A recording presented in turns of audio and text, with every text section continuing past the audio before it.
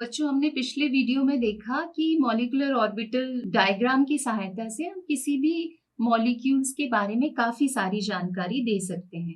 और ये जानकारी देने का सबसे अच्छा सोर्स था बॉन्ड ऑर्डर, जिसे हम कहते हैं बंध क्रम।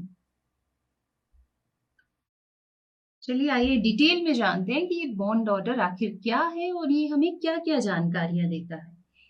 तो बॉन्ड ऑर्डर का सीधा सा मतलब है कि जब कोई मॉलिक्यूल बनता है तो उन मॉलिक्यूल्स में बंधों की संख्या क्या होती है, यानी दो परमाणुओं के बीच बंधों की संख्या क्या है, बॉन्ड कितने हैं, ये बताने के लिए हम जिस टर्म का यूज करते हैं उसे कहते हैं बॉन्ड ऑर्डर।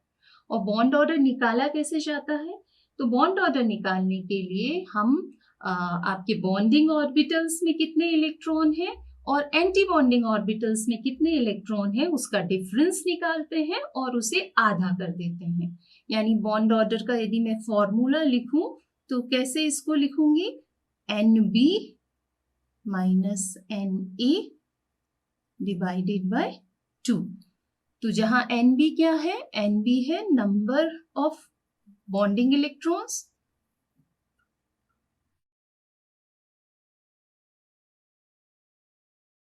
और Na क्या बता रहा है यहाँ पर? Number of anti bonding electrons.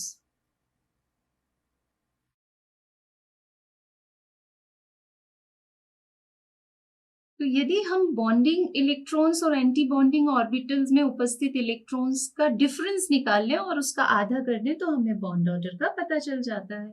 और यदि बॉन्ड ऑर्डर की वैल्यू पॉजिटिव आती है तो हम कहते हैं हमारा मॉलिक्यूल कैसा है? स्टेबल है। पर यदि इसकी वैल्यू नेगेटिव में है या फिर इसकी वैल्यू 0 है तो दोनों ही कंडीशन में जो हमारा मॉलिक्यूल बनता है वो अनस्टेबल होता है।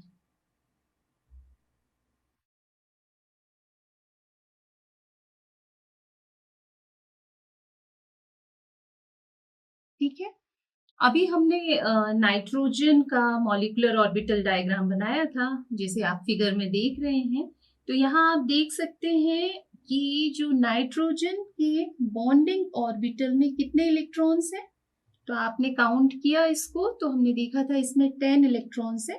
यदि आप इसका कॉन्फ़िगरेशन लिखना चाहें तो आसानी से यहाँ लिख सकते हैं। चलिए पहले मैं इसको लिख देती हूँ। एंटी बॉन्डिंग ऑर्बिटल्स में 4 इलेक्ट्रॉन है। कैसे पता लगाया?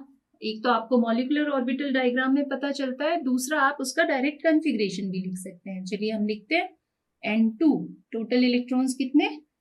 14। क्यों? क्योंकि एक N एटम के एटॉमिक नंबर कितना होता है? 7। तो दो में कितने हुए? 14। तो हम कैसे लिखेंगे? Sigma 1s2 sigma star 1s2। आप ब्रैकेट लगाना चाहें तो आप ब्रैकेट लगा सकते हैं, डायरेक्ट लिखना चाहें तो डायरेक्ट भी लिख सकते हैं। Sigma 2s2 sigma star 2s2। फिर क्या आता है नाइट्रोजन के लिए? पाई 2px 2 और ये बराबर होता है किसके? पाई 2p y के। कितने इलेक्ट्रॉन्स हो गए? 2 4 6 8 10 12। तो बचा क्या? Sigma 2p z। इसमें कितने इलेक्ट्रॉन्स? 2। तो यहां से आप काउंट करिए बॉन्डिंग में कितने हैं? 2 4 6 8 और 10। तो 10 इलेक्ट्रॉन्स है। एंटी बॉन्डिंग में कितने इलेक्ट्रॉन्स है? 2 और 4। तो बॉन्ड ऑर्डर क्या निकलेगा? 10 माइनस 4 डिवाइडेड बाय 2 यानी 6/2 यानी कि 3। तो हमारे नाइट्रोजन के बीच में जो बॉन्ड होंगे वो कितने होंगे? 3। तो इस तरीके से बॉन्ड ऑर्डर के द्वारा हम बता सकते हैं कि किसी भी मॉलिक्यूल में कितने बॉन्ड बन रहे हैं। वो बॉन्ड बनने के बाद जो मॉलिक्यूल बना क्या वो स्टेबल है? या फिर अनस्टेबल है, तो वो भी हम बॉन्ड ऑर्डर की सहायता से बता सकते हैं। हम यहाँ ऑक्सीजन का बॉन्ड ऑर्डर और बनाने की कोशिश करते हैं। तो ऑक्सीजन में जब आप कन्फिग्रेशन लिखेंगे तो एक ऑक्सीजन का 8 इलेक्ट्रॉन होते हैं, उसमें एटॉमिक नंबर 8 है। तो इसका कन्फिग्रेशन तो 1s2 2s2 2p4 होता है, पर जब हम O2 बनाएंगे तो टोटल नंबर में इलेक्ट्रॉन्स हो जाएंगे 16, और 16 इलेक्ट्रॉन्स हैं। तो आप इसका कन्फिग्रेशन कैसे लिखेंगे ऑक्सीजन का? Sigma 1s2 sigma star 1s2 sigma 2s2 sigma star 2s2। और अब चूंकि नाइट्रोजन से बड़ा है, नाइट्रोजन के बाद आता है, इसलिए यहाँ पर पहले आएगा सिग्मा 2pz, फिर आएंगे पाई 2px और पाई 2py। इन दोनों में भी दो दो इलेक्ट्रॉन होंगे, और इसके बाद आएगा पाई स्टार 2px और पाई स्टार 2py। तो चूंकि इनकी एनर्जी इक्वल होती है, इसलिए ये हुंड के रूल को फॉलो करेगा और एक एक इलेक्ट्रॉन जाएगा, है ना। तो आप यहाँ काउंट करिए कि Nb कितने हैं, बॉन्डिंग ऑर्बिटल्स में कितने इलेक्ट्रॉन हैं। तो 2 4 6 8 10, और Na कितने हैं, 2 4 और ये 6। यहाँ मॉलिक्यूलर ऑर्बिटल डायग्राम में भी आप देख रहे हैं कि ऑक्सीजन के लिए total number of bonding electrons होते हैं 10 और एंटी बॉन्डिंग इलेक्ट्रॉन्स होते हैं 6। तो बॉन्ड ऑर्डर यदि हम इसका निकालें तो कितना आएगा, 10 - 6 डिवाइडेड बाय 2, यानी कि 4/2, यानी कि 2।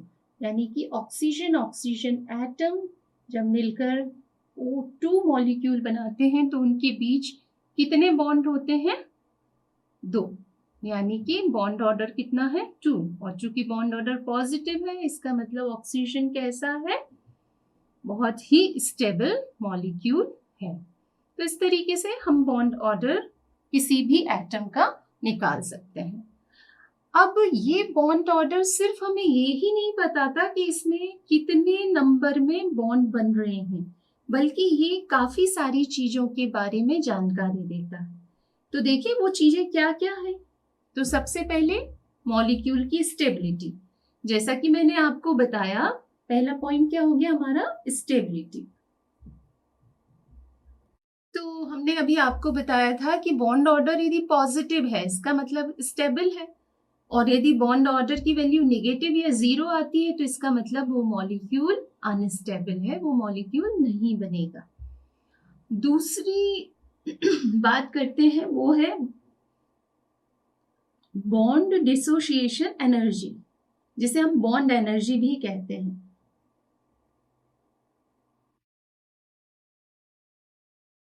ये बॉन्ड डिसोसिएशन एनर्जी क्या बताती है, बॉन्ड डिसोसिएशन एनर्जी भी उस मॉलिक्यूल की स्टेबिलिटी को बताती है, और इसकी वैल्यू जो होती है सीधे बॉन्ड ऑर्डर के डायरेक्टली प्रोपोर्शनल होती है। यानी जो बॉन्ड डिसोसिएशन एनर्जी है, यदि इसे मैं Be से रिप्रेजेंट करूं तो ये डायरेक्टली प्रोपोर्शनल है बॉन्ड ऑर्डर के। तो बॉन्ड ऑर्डर जितना ज्यादा होगा, बॉन्ड डिसोसिएशन एनर्जी उतनी ज्यादा होगी, और बॉन्ड डिसोसिएशन एनर्जी जितनी ज्यादा होगी, इसका मतलब जो मॉलिक्यूल बना है वो बहुत स्टेबल है। तो मॉलिक्यूल की स्टेबिलिटी को हम यहाँ से भी बता सकते हैं। तीसरी बात हमें पता चलती है बॉन्ड लेंथ के बारे में। किसके बारे में, बॉन्ड लेंथ, यानी कि बंध की लंबाई के बारे में।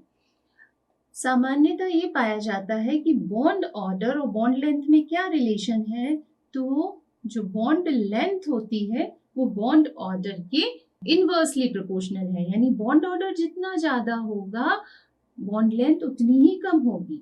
नेचुरल भी है कि यदि बॉन्ड ऑर्डर ज्यादा है तो वो इलेक्ट्रॉन्स को अपनी ओर खींचेगा, जिसके कारण बॉन्ड लेंथ कैसी हो जाएगी, कम हो जाएगी। तो नाइट्रोजन में आप देख रहे हैं कितने बॉन्ड हैं, यहाँ पर 3 बॉन्ड हैं, जबकि ऑक्सीजन में कितने हैं, 2 बॉन्ड हैं। तो बॉन्ड लेंथ किसकी कम होगी, तो नाइट्रोजन की बॉन्ड लेंथ कम होगी किसके कंपैरिजन में, ऑक्सीजन के कंपैरिजन में। तो इस प्रकार हम बॉन्ड ऑर्डर की सहायता से उसकी स्टेबिलिटी को बता सकते हैं, हम उसके बॉन्ड डिसोसिएशन एनर्जी के बारे में जानकारी दे सकते हैं, साथ ही हम उसकी बॉन्ड लेंथ को भी बता सकते हैं।